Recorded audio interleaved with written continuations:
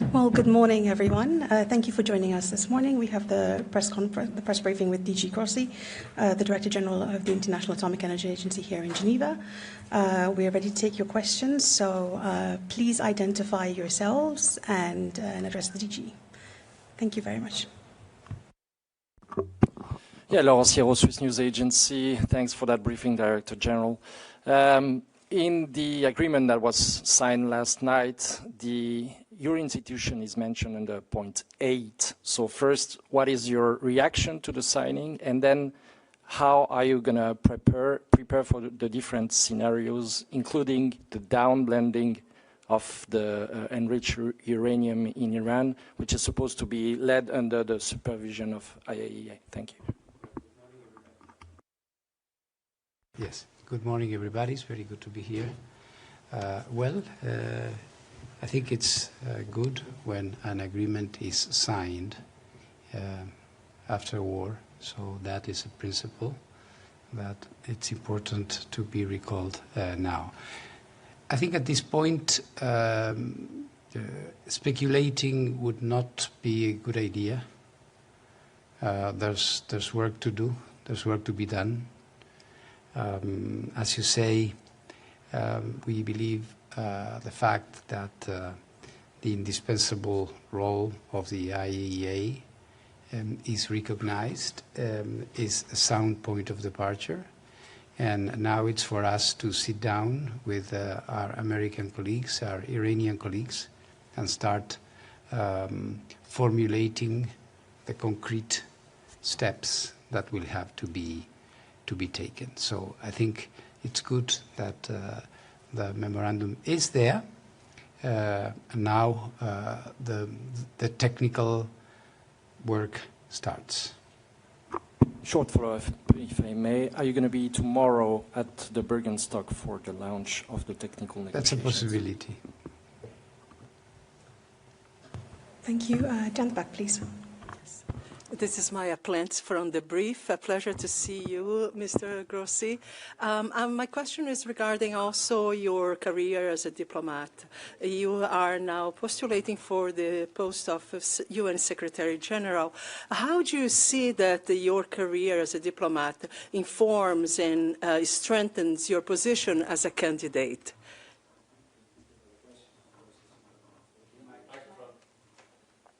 Oh, yeah, sorry for that. Well, of course, it's more than 40 years of diplomatic work, a good part of which took place under this roof, the Conference on Disarmament, many, many years. I think, in particular, more than a lifetime of diplomatic professional work, when it comes to leadership of the United Nations, I think what is more decisive than anything else is what I am doing now at the IAEA, which, as we just heard, is at the center of very important processes which are crucial for international peace and security, for real. Talking about Iran, talking about the war between Russia and Ukraine, where we have been doing important work, talking about the Gulf, where we are protecting nuclear power plants from attacks. So these are real situations. These are not imaginary or scenarios.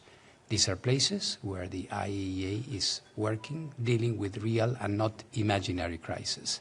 So I think that decisively has inspired me and convinces me that what we are doing at the IAEA can perfectly well be extrapolated to the wider scenario of the UN, which needs this type of work so badly.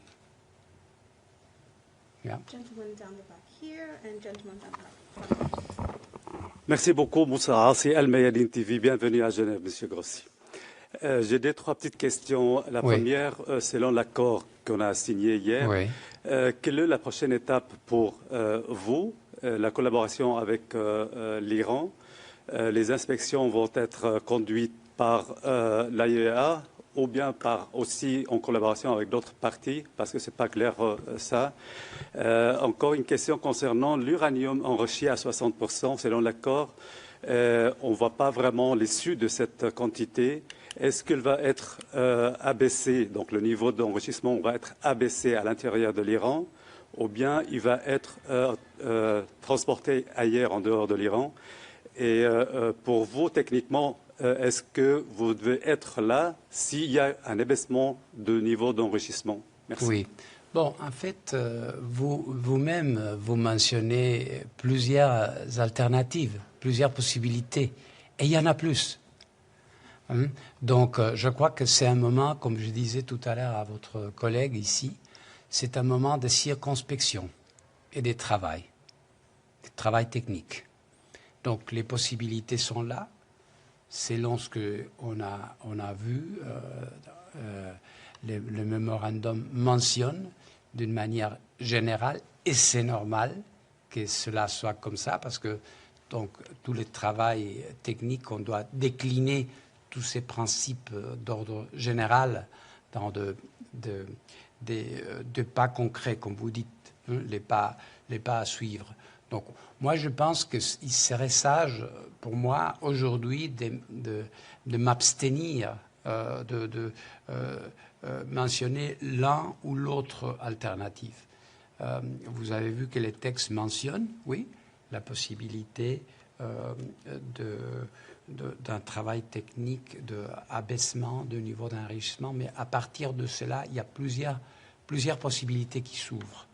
Donc, comme je disais, c'est un moment d'énorme responsabilité pour nous, pour tous, pour essayer de consolider ce qui a été acquis à travers le mémorandum.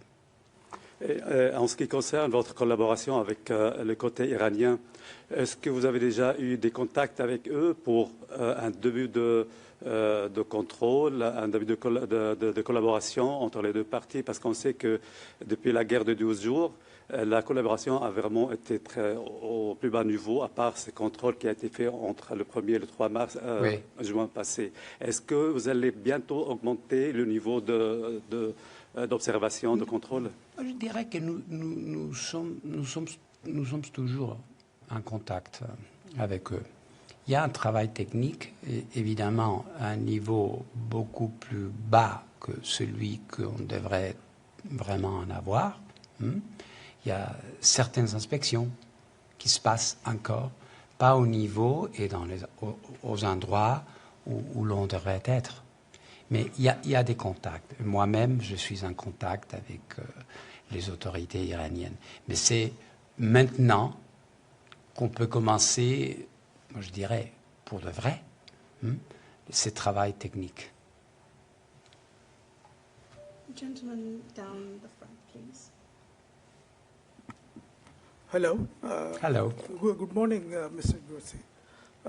Last year, before the 12-day war which U.S. and Israel launched against Iran, your report, days before that attack, your report apparently being seen as having caused that particular 12-day war. In fact, the Iranian minister, Aragachi, has severely criticized you immediately after the report was released, and that you were tilting the scales in what the US and others are asking for.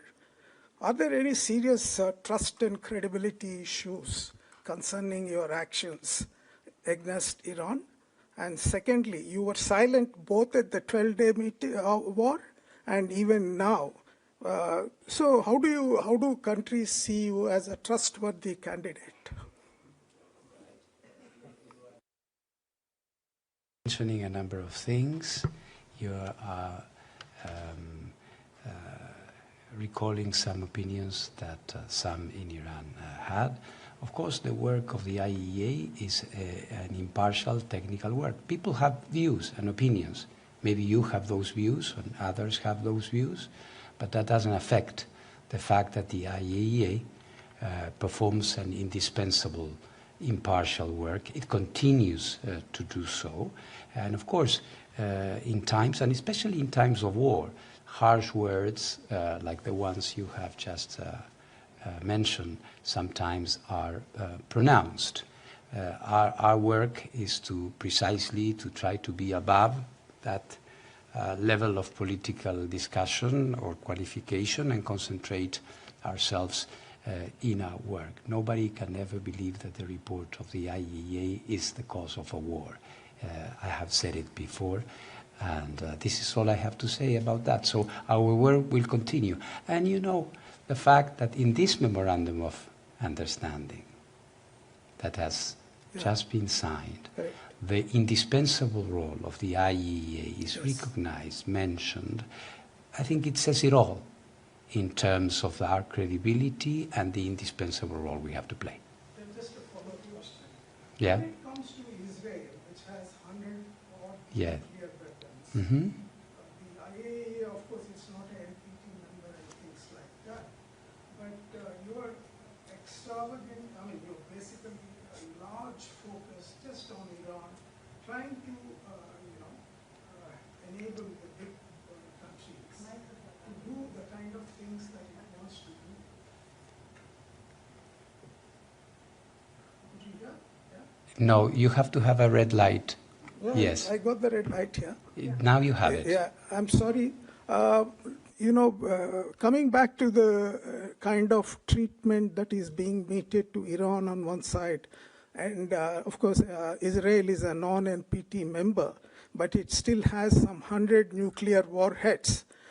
Can IAEA or will IAEA make a statement that they are more serious than Iran, which has never developed a weapon, which has promised not to develop a weapon? Generally the question here is the impartiality issue, whether you are very critical about Iran, a country which is causing this whole crisis, Israel. How do you deal with it, IAEA? Well, again, you are basing your question on your own assumptions and opinions. So what I'm telling you is the objective legal and technical situation we have. We don't have opinions on countries, okay? Or their intentions. We don't. We have legal basis upon which we do our work. Iran is a party to the NPT and has a comprehensive safeguards agreement with the IAEA, and it has to comply, as every other nation that has to do that.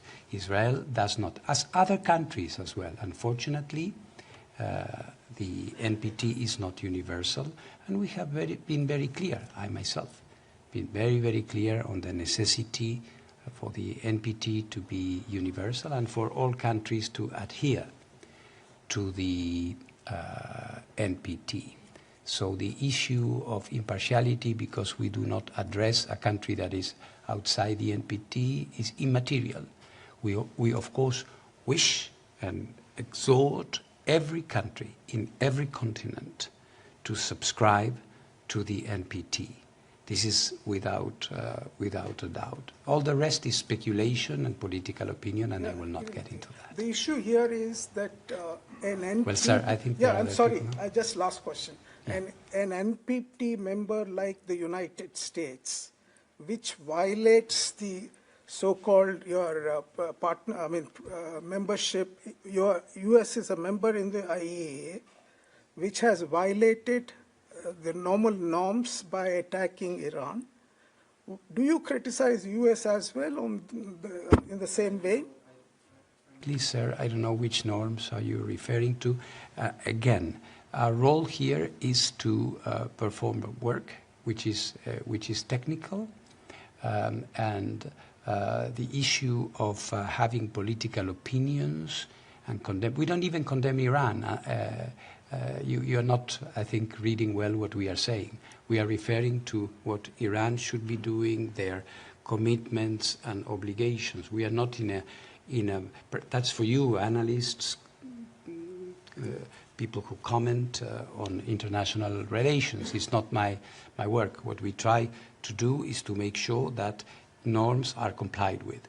When norms are not complied with, we say it and we substantiate that on our technical opinion, on why we do it and what is the ulterior motive. I leave it up to you, and you seem to have very strong opinions about that. Perhaps we can move on. Down the front, gentleman down the back. Thank you.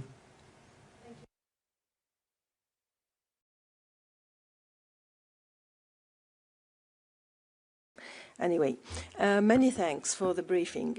With the start of the 60 days period before the final agreement is signed, my question is, where does the biggest obstacles lie on the technical part?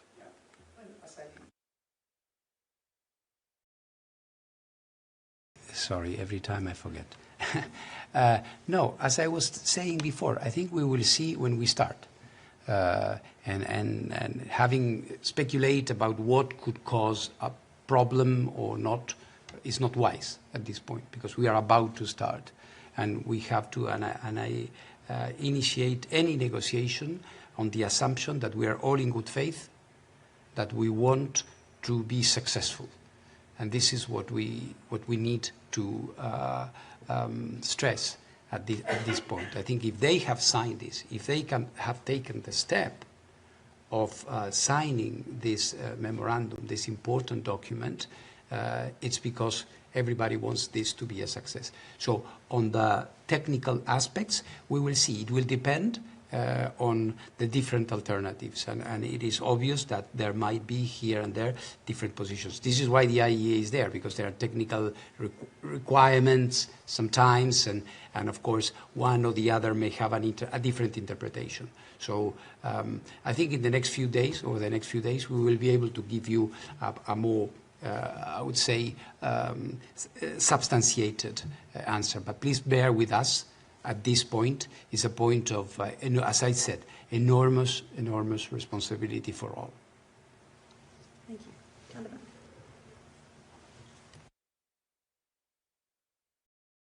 Good morning, Director General. I'm Jamie Keaton from Associated Press. Hello. Thank you again for coming to see us. I had just a couple of questions. The first is, just very basically, how much does this memorandum of understanding move Iran farther away from a nuclear weapon? Does it actually make a substantial step away from that? My second question has to do with the access that your agency may have. How realistic is it for you that your agency will have access again to Iran? And then if I could also just throw in, the United States has talked about going in to take the nuclear dust, and you mentioned legal basis. What would be the legal basis of that, and would they be able to work with IAEA in that endeavor? Thank you. Thank you very much for the question. I think all of this depends on the political will of both sides. Let's not forget that this is a bilateral agreement. So what they will be doing will be on the basis of their own political will to undertake the steps that are required to do all of that. And the fact, as I said before, the fact that they are mentioning that this will be done under the supervision and control of the IAEA is very important, because in our conversation, what we are going to be doing is defining what we need to see, what we need to access. So at this point, I wouldn't be able to tell you here now what are the specific things, places that we need to access. We have a pretty good idea, of course, but it is incorrect. It would be incorrect on my part to, step ahead of the process. So we are at the gates of the decisive phase of the technical conversations. Let's have them, and then we'll see. Gentleman down the back. The Americans want to take the nuclear dust. Are they going to work with you guys on that? Is that possible? Again, anything can work. When two sides decide that they want something to be done, and they ask the IAEA to verify that, what we are going to be telling them is what is needed, what is required. This is a very complex operation, and it's not a secret. So we will have to be very, very detailed. Gentleman in the back. Yeah, good morning. Thank you for the briefing. Nick Cumming-Bruce for New York Times. I wonder if your contacts so far have suggested to you a possible timeline for deployment of an IAEA delegation to Iran. And I'm wondering, in relation to the enriched uranium, what do you think is the kind of size and range of the IAEA delegation that will be needed to deploy to provide a credible exercise of determining the fate of that enriched uranium? Thank you. We will have the necessary technical deployment. Nothing more, nothing less. We know exactly what is needed, and we will do it. What is needed? What is needed will depend on the final technical agreement that we will have. As I said, I understand your curiosity, but it's not prudent to jump ahead of facts. We are going to sit down now and define what we need to do. Obviously, the IAEA will do only a process which is technically sound. If we do not feel that we have the technically sound basis, we would not do it. But it is obvious that it will be the case because the parties themselves are saying we want to enter into this agreement and we want the IAEA to verify it. So we have been doing this. This is our job. We have been doing this for decades. We know everything that needs to be done, and the dimension, the magnitude of the job is going to be determined by the provisions, the final provisions of the technical agreements we're going to be working on. Lady in the front row, gentleman in the center. Hi, good morning. Is this on? I think this is what I can try this one. Just wait. I will try another one.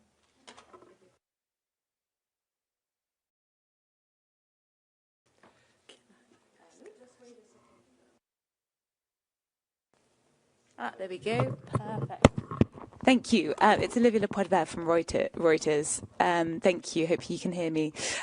So just a couple of questions from my side. Are you able to tell us who you're speaking to here in Geneva today, going into tomorrow? So who are you meeting with and speaking to in Geneva? You sounded maybe a bit uncertain about whether you're going to be there tomorrow in Bergenstock. Can you explain why there's uncertainty, or maybe you actually are more certain? Either way, if you could just explain, that'd be great.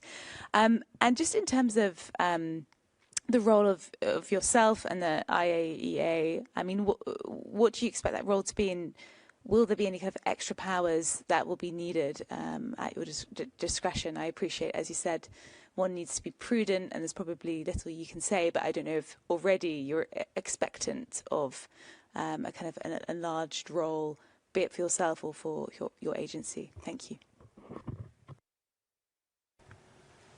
Well, at this point, as I said, it is important not to speculate.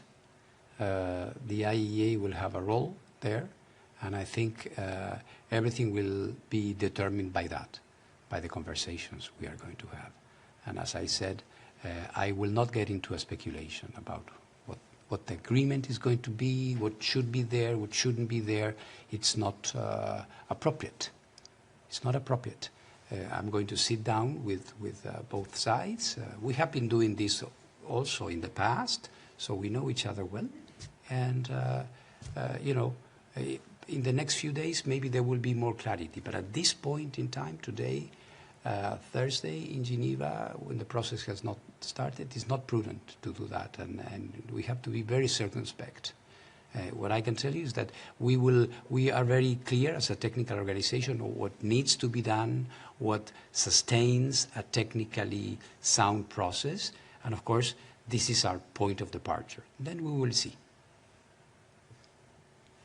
And sorry, just my two other questions at the beginning. If you could tell us who you're meeting with today in Geneva and tomorrow, and just clarity on whether you are or are not attending tomorrow's meeting in Bergenstock. Thank you. Well, today in Geneva we have a number of activities here on my job, as my current job, as head of the IAEA. We're going to be discussing artificial intelligence and nuclear energy in a few minutes with colleagues from UNIDIR. I will be addressing the Graduate Institute where I graduated. I had my PhD there, so it's a very important moment also personally for me. I studied there a few decades ago, so that we will have there a good conversation about international politics and what is happening around the world. As to the meetings somewhere else, again, I will not go into that at this point. We will be there, and then we will see. Generally speaking, the agency had a lot on its plate in the last years with Zaporizhia and other fronts. So in terms of resources, would you say that the IAEA will be able to face any situation it might be requested to deal with in that Iran affair? Well, yeah, thank you for the question, because, of course, a lot is expected from us as an organization, and this, as in the case of Zaporizhia, and the work not only in Zaporizhia, in Ukraine in general, because as you know, we are deployed at all nuclear facilities in Ukraine. And also now we have the situation in the Gulf, where Baraka was attacked, and we might be setting up an operation there as well. So it is conceivable that if we are successful, but I'm already speculating, you see, which I said I wouldn't, we will need to have support.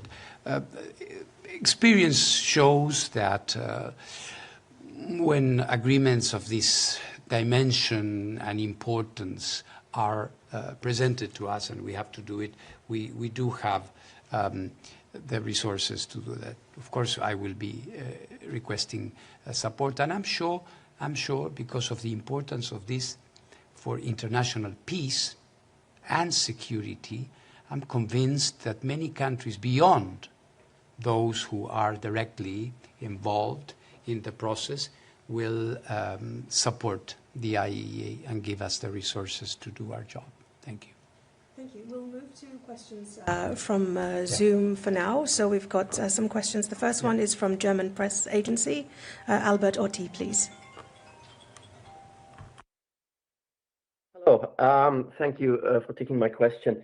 I understand that the final agreement has not been negotiated, but the Memorandum of Understanding says that while it is being negotiated, Iran would maintain the status quo of its nuclear program.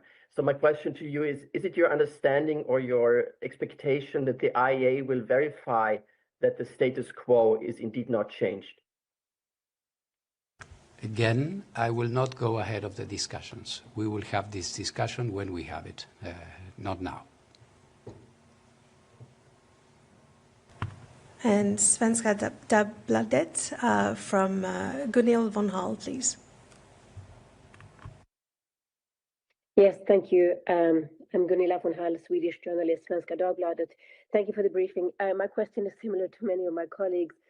It's about the enriched uranium, and I understand you cannot give a lot of technical details, but talking about it in the Memorandum of Understanding to be down-blended, how complicated is this? How time-consuming is this? Are we talking about months or years?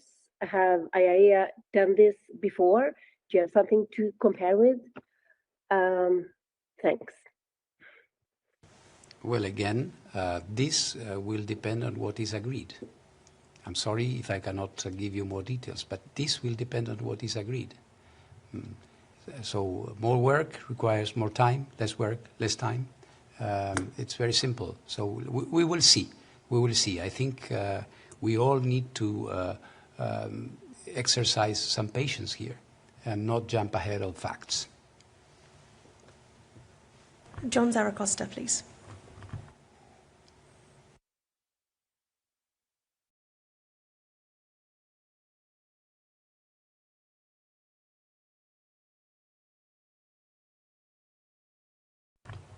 John, are you there? Can you hear me now? Yes, we can. Yes. Can you hear me? Yeah. Yes, good morning. My question is a technical one from the point of view of the International Atomic Energy Agency.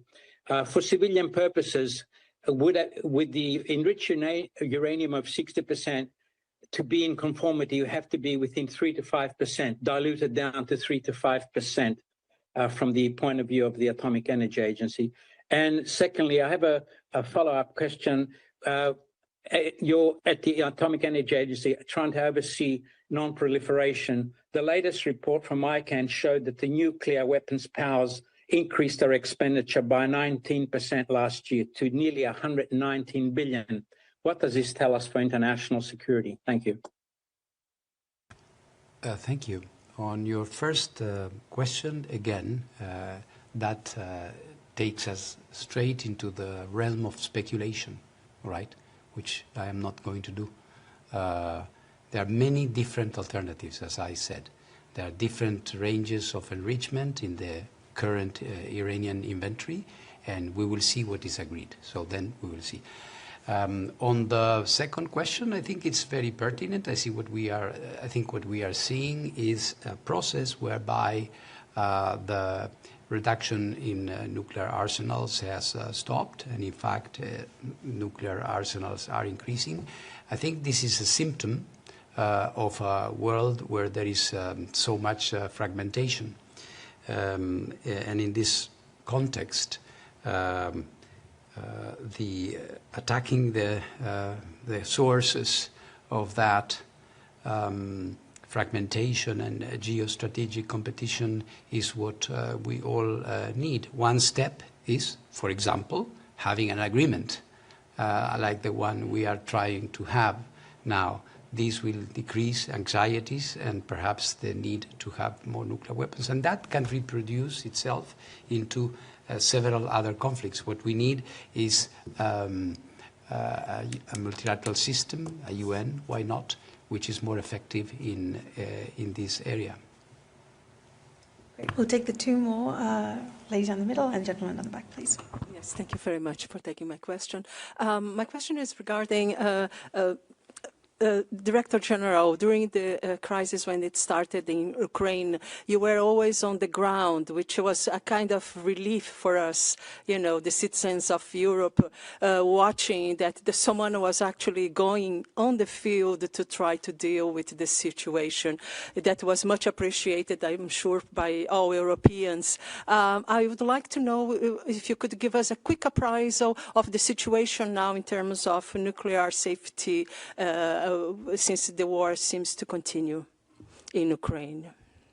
Thank you. That work that you saw has never stopped. I have returned several times, and my technical experts are still there. We have just brokered a 6th ceasefire between localized ceasefire, of course, between Russia and Ukraine, which is indispensable to have very, very important repairs of the high voltage lines that are feeding the nuclear power plant to ensure some essential safety functions. This was very important to prevent a nuclear accident there. That being said, we also see an increase in military activity at the front, at that part of the front. So we continue to be extremely, extremely concerned. The important thing, as you said, is that the IAEA is mobilized. We are there. In fact, this work has been possible because the IAEA experts were monitoring the demining at our own risk of the places where the repairs have to be done, and then they are staying on to check that while these repairs are done, are conducted, there are no attacks mutually. So on the one hand, I can reassure you on the fact that the IAEA is not going anywhere. We are there, but as to the behavior of the belligerents, unfortunately, we should exhort them to act with restraints. But let's see what happens. Thank you. Final question down the back. Yeah. Merci beaucoup, Moussa Al Mayadine TV, encore une fois. Monsieur Grossi, le 26 février passé, vous étiez là à Genève, la dernière rencontre entre Iraniens et Américains. On était très positifs à l'époque et le lundi après, on avait décidé qu'il y aurait des négociations techniques à Vienne.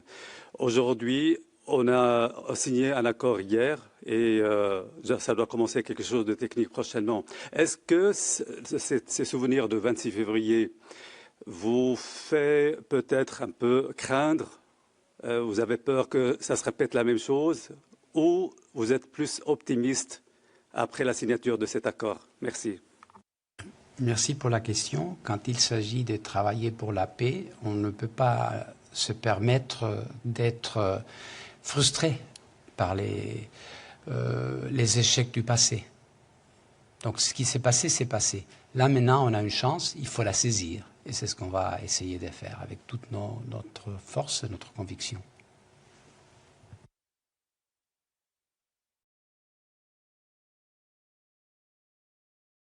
Thank you very much for joining us this morning. This conference is concluded. Thank you. Thank you very much.